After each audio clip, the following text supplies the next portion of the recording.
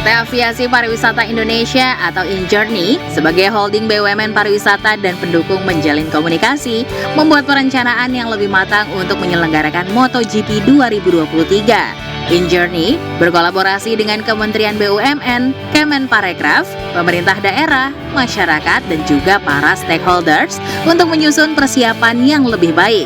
InJourney secara transparan terus memberikan update secara berkala tentang berbagai area improvement yang dilakukan, termasuk pembangunan infrastruktur pendukung dan juga berbagai persiapan yang lain untuk mendukung kesuksesan MotoGP 2023. Publikasi yang rutin diharapkan bisa memberikan informasi yang memadai kepada masyarakat tentang kesiapan MotoGP Mandalika 2023. Lalu bagaimana persiapan lengkapnya pagelaran event internasional MotoGP Mandalika 2023? Untuk itu kita akan membahasnya lebih lanjut hanya di Speak After Lunch.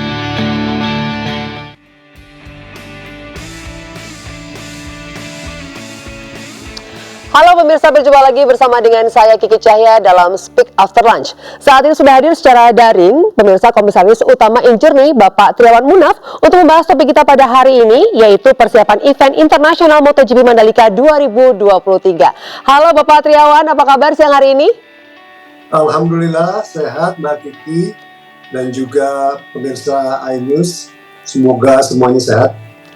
Baik, terima kasih Bapak sudah meluangkan waktunya pada siang hari ini. Yang ingin kami tahu, untuk pertama kalinya mungkin bisa dijelaskan kepada pemirsa di rumah, sebetulnya InJourney itu apa Bapak?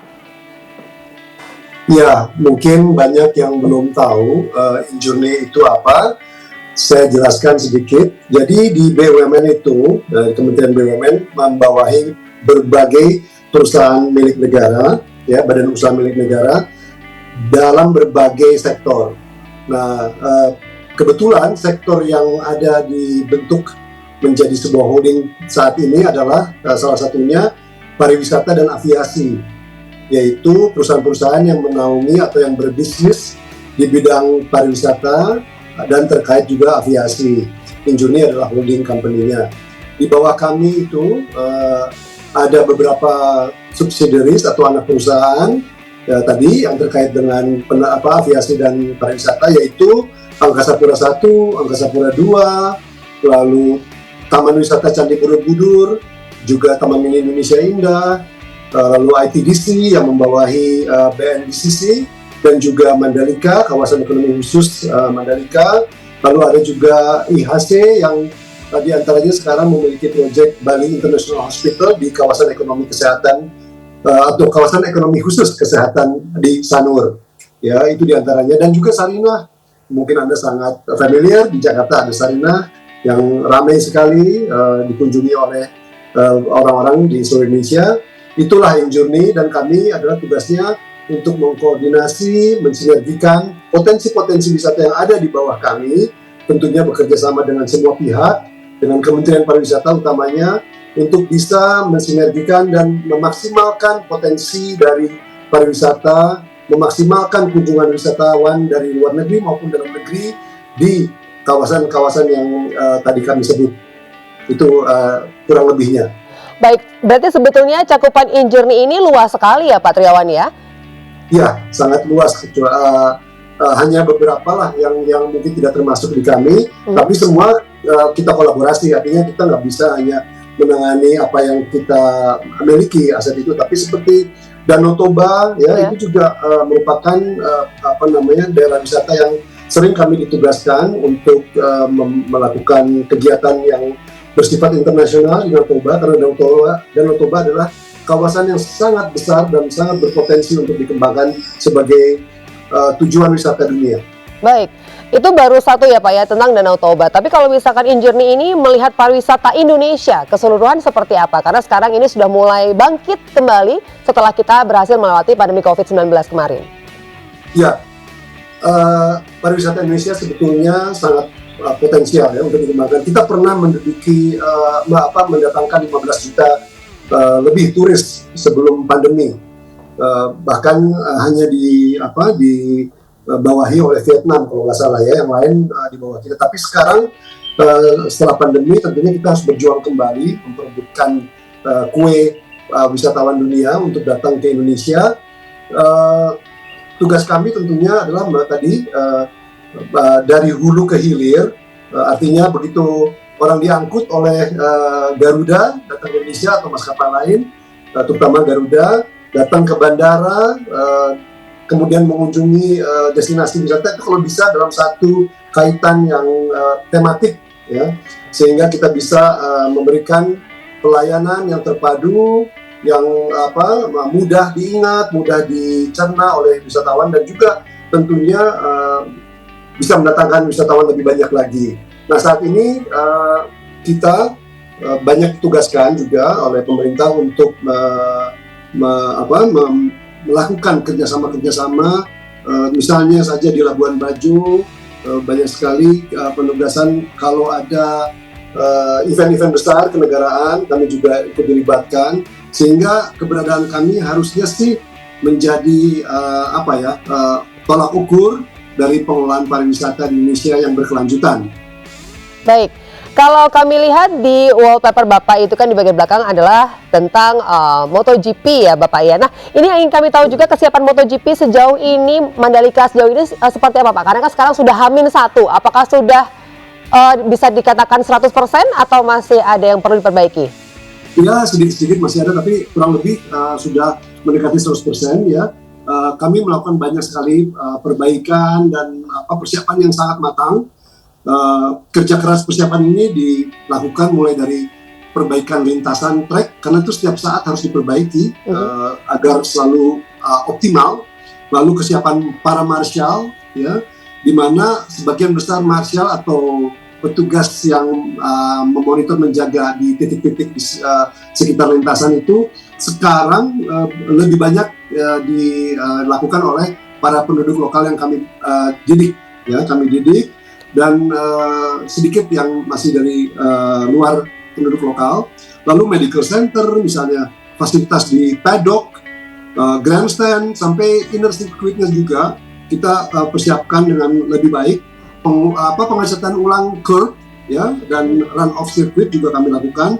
Luasannya luar biasa loh, 27.380 cm. Sebentar lagi udah hampir selesai itu semua tentunya, karena sudah dekat eventnya. Lalu dilakukan juga pemasangan sensor untuk track limit yang baru sesuai permintaan dari FIM serta timing system. Jadi semuanya kami lakukan dengan cepat dan kerja keras agar pelaksanaan MotoGP 2023 yang kedua di Indonesia ini bisa lebih baik dari tahun lalu dan bisa sejajar dengan setara dengan penyelenggaraan MotoGP di luar negeri. Itu dari segi balapannya. Tapi dari segi di luar balapan itu sendiri, di outskirt kita, di sekitarnya maupun di dalam kawasan ekonomi khusus Mandalika, kami banyak sekali melakukan persiapan agar kawasan ini bisa menjadi host yang baik, ya. Infrastruktur kami perbaiki, kantong-kantong parkir misalnya, kita memiliki 7.888 kapasitas ya. Baik. Untuk mobil ya. Bapak Triawan, mohon maaf kita harus jeda sejenak ya Pak ya. Nanti kita akan bahas lebih lanjut lagi mengenai persiapannya, dan seperti tadi disampaikan, seperti ini sudah hampir sedikit lagi 100% ya. Baiklah pemirsa, jangan kemana-mana, tetap di Speak After Lunch.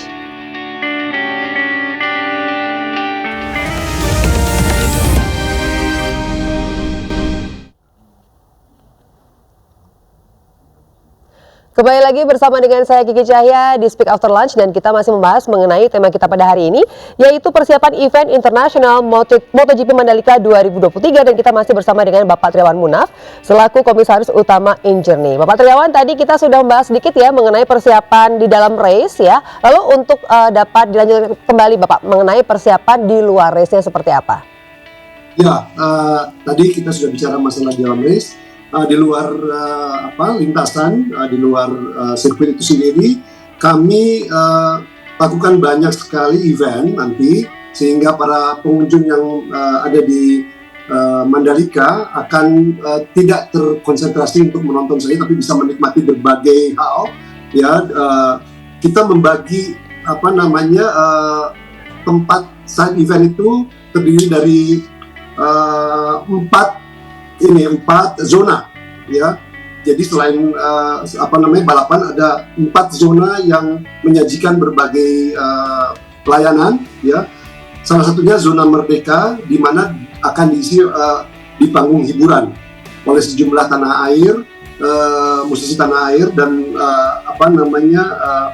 DJ dan lain-lain. Ada Amtenar, Dipa Barus, Hydrokoplo, Melani dan DKK dan NTRL. Di sini juga akan ada booth dari sponsor MotoGP dan sponsor Indonesian GP 2023. Lalu ada zona kedua, itu zona Bineka, menyajikan bikers lot. Nah, ini adalah lot tempat para bikers bisa melihat berbagai brand, produk-produk dari brand industri yang terkait dengan otomotif. Jadi boleh dibilang ini surganya para bikers. Di area ini juga terdapat pameran otomotif, bisa test ride, lalu ada food and beverage-nya juga.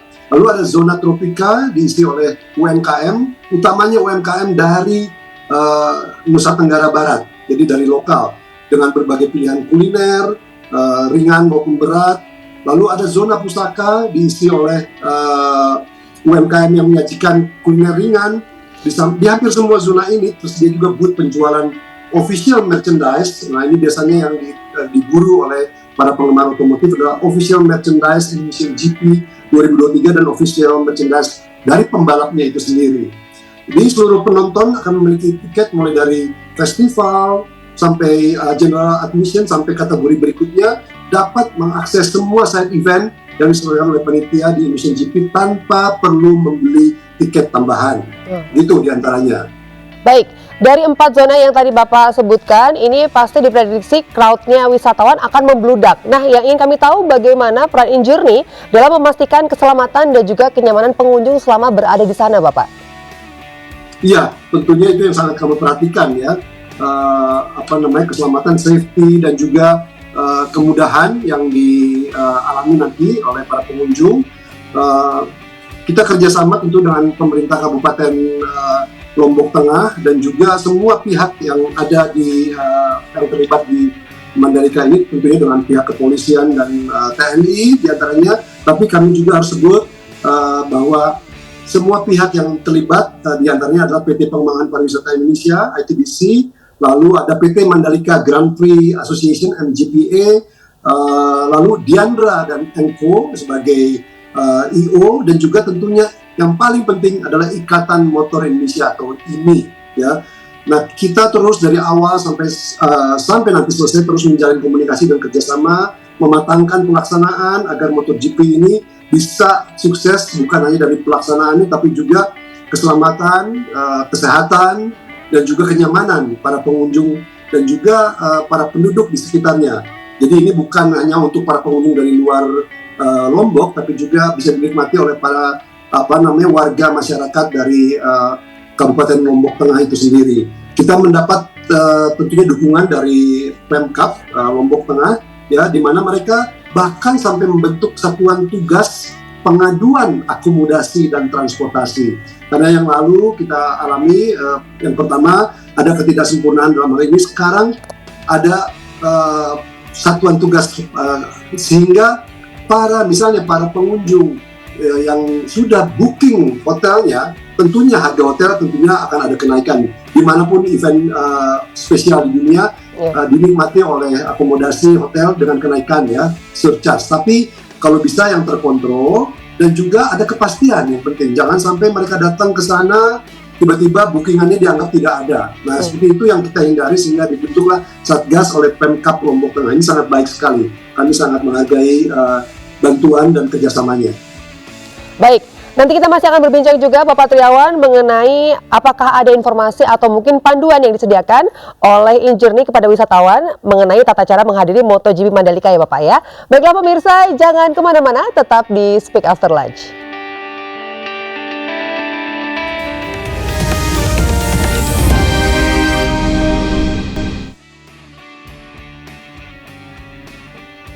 Kembali lagi di Speak After Lunch dan kita masih membahas mengenai persiapan event internasional MotoGP Mandalika 2023 bersama dengan Bapak Triawan Munaf. Pak Triawan, kita ingin tahu nih Pak, apakah ada informasi atau panduan yang disediakan oleh InJourney kepada wisatawan mengenai tata cara untuk menghadiri MotoGP Mandalika 2023 Bapak? Ya, tentunya kita tidak ingin memberatkan para pengunjung dengan berbagai aturan yang terlalu ketat ya, tapi tentunya kita ingin ada kesadaran dari para pengunjung untuk mengikuti cara-cara yang sudah nanti ada di tempat dan juga tentunya menjaga kebersihan dan lain-lain. Tapi kita Injourney berkolaborasinya dengan berbagai para pemangku kepentingan untuk merencanakan pelaksanaan MotoGP ini dengan matang, dan harapannya para pengunjung bisa menikmati acara ini dengan maksimal. Ya, misalnya untuk transportasi, tentunya kita akan ada 2 layanan transportasi, yaitu layanan bus di luar dan di dalam kawasan sirkuit Mandalika. Nah, ini tentu akan memberi kemudahan kepada para pengunjung. Untuk layanan transportasi di dalam kawasan, utamanya di rute-rute tempat parkir penonton menuju pintu-pintu masuk sirkuit Mandalika. Lalu layanan transportasi dalam kawasan ini akan dikelola oleh MPGA bekerjasama dengan Dishub Provinsi Nusa Tenggara Barat dan berbagai pelaku atau asosiasi transportasi. Sementara transportasi di luar kawasan Mandalika ini dilakukan untuk menyambungkan rute di titik-titik penjemputan penonton ya di kawasan Mandalika akan dikelola oleh Dishub NTB itu sendiri. Jadi melalui kerjasama ini kami perkirakan semuanya akan nyaman, semuanya akan ada kepastian, tidak akan ada penumpukan dan tidak akan ada tunggu menunggu ya, sehingga lancarlah keluar masuk penonton dan pengunjung untuk menikmati kawasan Mandalika itu sendiri dan kawasan sirkuit dengan aman dan lancar. Untuk lalu lintasnya ini dibagi 2 tadi, kawasan Mandalika dan di luar kawasan Mandalika, karena ini tentu orang untuk mencapai kawasan Mandalika melalui luar kawasan. Pengelolaan dibagi 2 juga, di luar kawasan sepenuhnya akan oleh Kepolisian Daerah pengelolaannya, Polda NTB, dan di dalam oleh MGPA bekerjasama dengan kami, ITDC sebagai pengelola kawasan Mandalika dan Polda NTB. Nah, ini untuk traffic management juga ini dari tahun-tahun sebelumnya ini yang kami menaruh perhatian yang sungguh-sungguh, karena kami tidak ingin ada ketidaknyamanan terutama pada saat pulang ya. Ini akan dikelola dengan baik keluar masuk area serta meminimalisir kemacetan. Sementara untuk pengamanan, tadi ditanyakan pengamanan dibagi 3, pengamanan di luar kawasan Mandalika, pengamanan dalam Mandalika, dan keamanan di area sirkuit Mandalika. Ini dilakukan sepenuhnya oleh Polda NTB ya, terutama di luar, dengan TNI dan berbagai aparat keamanan lainnya. Tapi di dalam tentunya oleh ITDC dan MGPA, dan tentunya dengan Dorna dari pemilik brand dari MotoGP, dan juga Diandra sebagai promoter dari event ini. Begitu, Mbak. Baik. Lalu bagaimana Injourney melihat dampak jangka panjang dari MotoGP Mandalika 2023 terhadap perkembangan pariwisata di Indonesia sendiri, Pak? Ya, tentunya selain MotoGP, kami juga melaksanakan banyak sekali event-event internasional yang bisa menjadi perhatian publik internasional global untuk menolehkan kepalanya ke Indonesia, bahwa kita mampu menyelenggarakan event-event tersebut, selain tentunya itu menjadi etalase, menjadi lokomotif dari bagaimana kita bisa menarik wisatawan untuk berkunjung ke berbagai kawasan wisata di Indonesia. Nah, yang kami harus bantu lakukan untuk menjadi inspirasi bagi semua pelaku pariwisata adalah bahwa kita harus bisa menghilirisasi potensi budaya kita. Ya, kita punya semuanya. Kita punya beragam tarian, makanan, dari berbagai daerah Indonesia. Tapi bagaimana kami bisa memaketkan, ya, mengemas itu menjadi barang dagangan yang bisa dikonsumsi oleh para wisatawan lokal maupun internasional, sehingga bisa memberikan dampak ekonomi bagi masyarakat sekitar dan bagi Indonesia. Ini yang kami lakukan. Jadi mengemas, memberikan added value. Tidak ada gunanya kita punya budaya, punya tarian, nyanyi-nyanyian yang hanya dilestarikan, tapi kami harus bisa memaketnya, mengemasnya agar menarik dan akhirnya bisa menjadi destinasi dan konten dari destinasi tersebut yang bisa memberikan dampak ekonomi kepada Indonesia, terutama di pasca pandemi, di mana kita sekarang sedang berjuang untuk mengembalikan lagi jumlah wisatawan dari 15 juta itu di sebelum pandemi. Sekarang kan kita mulai merangkak, kita harusnya bisa lebih baik daripada negara-negara di Asia Tenggara lainnya, seperti Thailand yang luar biasa. Baik, lalu untuk harapan ke depannya Pak, apakah masih akan ada event-event internasional lagi yang akan diselenggarakan dalam waktu dekat oleh Injourney atau akan seperti apa? Ya, kan kita punya powerboat ya di Toba dan punya juga aquabike nanti di Toba. Nah, semua ini tentunya akan menjadi event-event yang bisa menjadikan Indonesia semakin menarik di mata dunia. Akan banyak lah event-event lain karena begini, kita kan juga harus membagi ini di semua kawasan wisata Indonesia, bukan hanya di Danau Toba dan di Mandalika saja, tapi juga harus bisa menyelenggarakan berbagai atraksi di luar kawasan itu, seperti misalnya jangan jauh-jauh di Taman Mini Indonesia Indah yang sudah kami kemas sekarang. Anda bisa menikmati apa yang sudah diperbaiki atas kerjasama Injourney dengan Kementerian PUPR misalnya. Di sana ada pertunjukan-pertunjukan dan juga kalau Anda pernah ke sana sekarang ini ada fountain yang kami namakan Tirta Cerita. Itu sangat menarik untuk dinikmati setiap malam.